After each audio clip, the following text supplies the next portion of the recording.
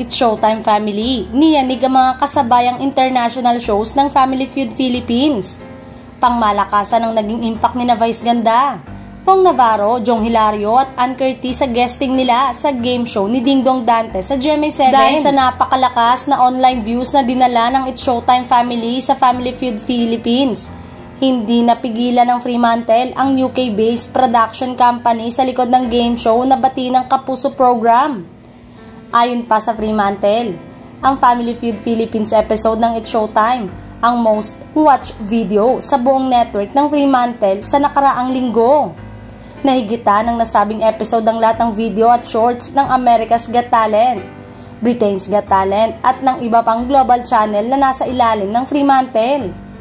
Sa ngayon ay meron ng mahigit 9.6 million views at almost 9,000 comments ang video ng It's Showtime guesting sa YouTube channel ng Family Feud Philippines. Nakakuha naman ito sa Facebook na mahigit 34.8 million total combined views sa episode highlight.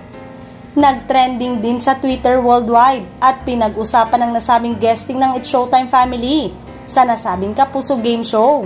Patok na patok sa madlang kapamilya at kapuso ang riot na bardagulan at good vibes ng mga It's Showtime hosts sa naturang episode, kung saan nagtapatan ang Team Vice versus Team Ann.